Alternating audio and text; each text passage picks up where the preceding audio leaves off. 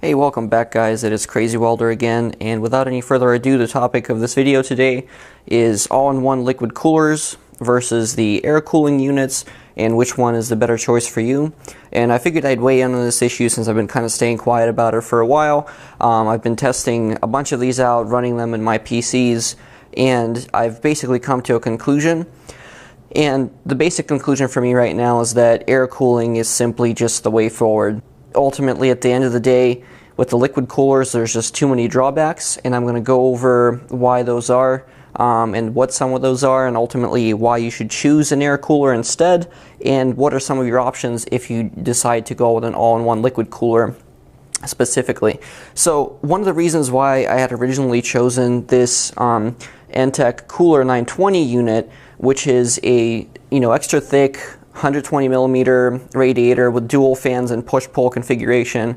And the reason I chose it was because at the time I was running a quad-core Q6600 processor, and I was basically overclocking that thing to the max.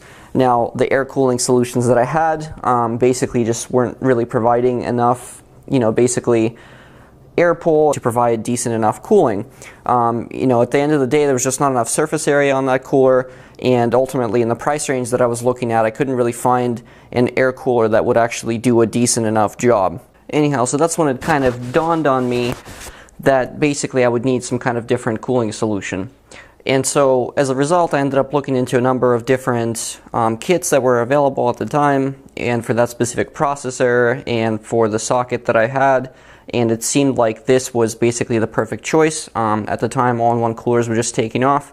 I really liked that with this unit I can control the fan speeds from the software that they provided. The Entech chill control software was really great at setting fan curves and so on, so I could keep it quiet when it's idling, and I could basically have it ramp up when it's gaming. And this thing actually served me from about 2012. It finally decided to give out because I guess the pump actually died, so the pump just burned out, and this happened about 4 months back. It's been running completely fine ever since then, and this guy was actually cooling my FX 9590 processor, and it was doing a pretty decent job at cooling it. But at the end of the day, when the fan decided to crap out, I basically just gave up on using this thing. Now, I made another faux pas basically because I ended up going forward and actually purchasing a Cooler Master H100 GTX, which is currently cooling the rig that you don't see here. It's my Core i7 3770K rig, and that one is going to be getting replaced by this Cooler Master. And so, why am I replacing it?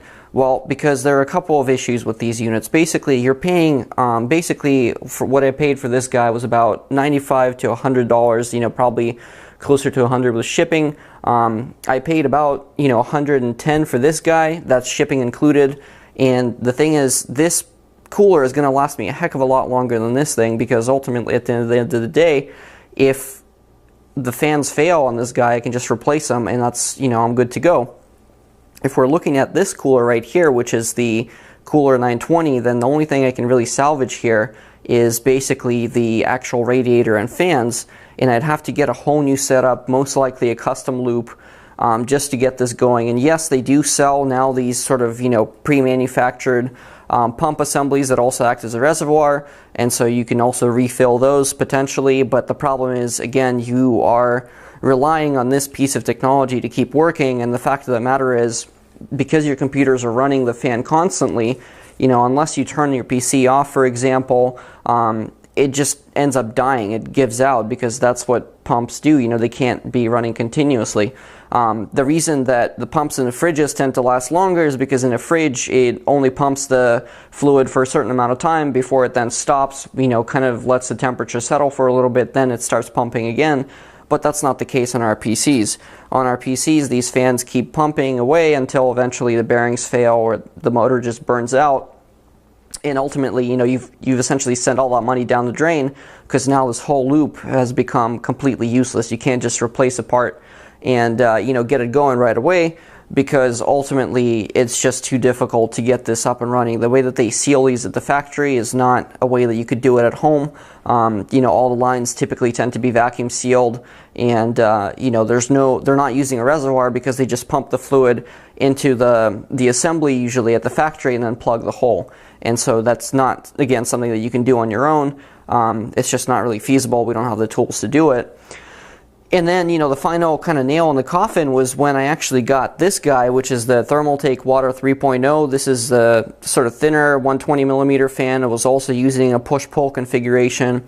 And this one was cooling his FX 6350 processor. And it was doing a great job for a while until, again, also his computer just shut down or started shutting down because the processor was overheating. And the reason for this was simply because at the end of the day, the bearings or the pump ultimately ended up failing as well. And I figured, you know what, I spent 80 bucks on this thing.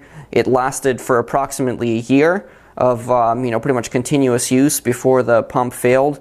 And I figured it just doesn't make sense to continue spending money on these if at the end of the day I'm just going to end up basically throwing them away. So in the case of my rig, you know, I ended up going from the Cooler 920 to this Riven Okeanos, which is a really great cooler. It's a dual tower cooler. It does a really good job, you know, in terms of temperatures.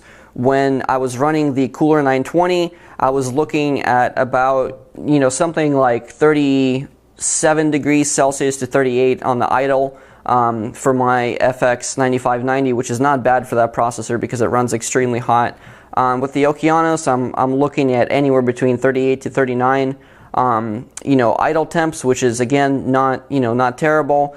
And when it comes to something like gaming or from running some video processing from Sony Vegas, you know, with the Okeanos, I'm looking at anywhere between 75 to 77 degrees on the processor, and I was looking at actually, you know, anywhere from 79 to 82 with this cooler, because it just wasn't as effective at you know, moving air around and cooling down the liquid. And ultimately, when I had my FX 9590, I feel like the pump had already kind of run its course. You know, it was significantly weaker than it was, and no doubt there's some, you know, liquid that ultimately evaporates through the system over time, meaning that the cooler is becoming less and less effective as time goes on. For my brother, you know, I ended up basically getting him it was a Noctua cooler. I can't remember the name now, but it was one of the quieter coolers, and it actually ran significantly quieter than this thing, and his temperatures have actually decreased as well, because again, you know, at the end of this thing's life, the pump was just not doing its job nearly as well as it should. And, you know, it just goes to show you that at the end of the day, these systems, while they may seem like good bang for the buck in terms of performance and what you get, you know, kind of on the outset, in the long run, you're going to end up replacing the whole system with something else anyway. And, you know, yeah, there's a chance that you might be replacing all of your components, but if you're somebody like me who just doesn't have the money to keep throwing at a brand new rig every, you know, 2 years, which is what probably the shelf life of most of these all-in-one coolers is, then probably it doesn't make sense for you to get one of these. You know, do they have advantages over, you know, for example, a custom cooling loop? You know, certainly there's a lot less maintenance to do with this. There's typically no leaks that you have with this system unless you're kind of finagling the cables in such a way that they're getting bent completely out of shape. You know, but again, with that said, even though you're getting this great cooling performance at the outset, it just doesn't pay off in the long run to have these systems, because you're going to end up throwing them away. Or in my case, you know, I'm just going to end up cutting the, you know, the pumps assembly out of this, as well as all the wiring, and just basically selling off the radiators online, because there's somebody that's ultimately going to end up using them for a project of theirs. But that brings me to my next point, which is, you know, the modern air coolers, such as this Cooler Master. You know, yes, definitely, if you just look at the pure size comparison here, you can pretty obviously see that, you know, this one's significantly thicker, but also bigger in general, just because of the way that the fans are aligned. And it does have much bigger fans. You know, you're looking at 150 millimeter or 140 millimeter fans compared to 120. But at the same time, you know, this is using a vapor chamber, and, you know, that technology in and of itself right now is kind of the next big thing. It allows for much better heat transfer than even a solid block of copper would, which again just improves cooling performance that much more. And because the vapor chambers are all sealed, they're all vacuum sealed, and it's inside of metal, you're typically not going to have this liquid that's inside of them evaporating nearly as quickly as something, you know, like this, where it's just basically a bunch of rubber hosing and, you know, some exposed components here and there. So ultimately, the shelf life of a cooler like this is going to be significantly longer, because chances are by the time that this cooler expires, for example, if it does, you know, most likely that socket will no longer exist that I can mount it to, and I'll be moving on to the next big thing. But at that point, it would have probably been like 5-6 years or something, maybe even 8 years down the line, when that ends up happening, that I can no longer, you know, effectively use this thing. So if you're looking at 2 years versus like 8 years on a cooler, that's a huge difference, and especially considering that these fans are actually incredibly quiet. You know, their blades are designed in such a way that they are designed around static pressure. You know, they're optimized for it. They're designed for optimum airflow, so you're getting a really great, you know, piece of tech, and at the same time you're paying, you know, essentially what you would pay for one of these all-in-one units, but at the added extent of life, because ultimately this thing is going to last that much longer. And, you know, I've been extremely happy with the Riven Okeanos. I feel like, you know, at the end of the day, it's a cooler that's also going to last me for a very long time.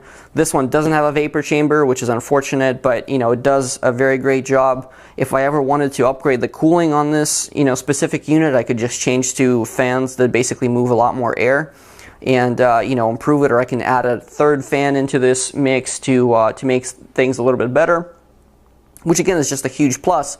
There's really no adding a third fan to the all-in-one coolers. You know, yes, you can replace the fans on them too to gain a little bit of additional cooling, but at the end of the day, you're also limited by, you know, how quickly your pump is able to move the fluid and the surface area of the radiator, and those are kind of constraining factors that you really can't do much about. Those are going to remain static regardless of how you look at it. And so to me, at the end of the day, you know, looking at the future of these technologies, I feel like air coolers are going to be the dominant force. I really don't see myself buying any more all-in-one coolers. Like I said, the H100 GTX I'm actually selling off while its pump is still in good condition. And the rest of these units, you know, they're basically becoming scrap metal at this point. There's really no reason for me to keep them around. It just doesn't make sense. They're taking up extra space. I have no projects in mind that would involve, you know, any of these liquid coolers at this point in time. I don't foresee myself also doing any sort of projects with them. And hopefully that kind of gives you guys, you know, some insight on why I'm giving up on the all-in-ones at this point and why I'm moving back to air cooling. I feel like there are a lot of air cooling options out there that are available in different form factors too, that are simply not necessarily possible with liquid cooling, or, you know, in cases where liquid cooling would simply not be as effective. You know, yes, there are different, you know, pipes nowadays available and different, you know, kind of mounting options to have liquid coolers in very tight and constrained spaces, but chances are, if you're building something like a mini ITX case, you know, having just the cooler that's, you know, say this kind of profile, but has a fan that's also a slim fan built in or attached to the top of it, then you're just that much better off, because you don't have to have extra pipe running elsewhere, and you don't have to worry about any of that. It just makes your life that much more simple. So to me, air coolers, they just have better longevity. You know, they've got the option to cool really well now with the vapor chamber technology. And in the particular case of this cooler, it actually has a 3D vapor chamber. What that means is the heat pipes that are actually coming off from the horizontal vapor chamber in here go up, and so the fluid is actually able to travel from that vapor chamber at the bottom all the way to the top and then travel down. The heat pipes, which again increases the cooling efficiency even further than just having a single horizontal vapor chamber. And I feel like this tech is ultimately going to be the future for all kinds of cooling in general. I feel like, you know, it's got potential to keep getting even better from this point on. There's even chances that you know, better cooling materials will come about.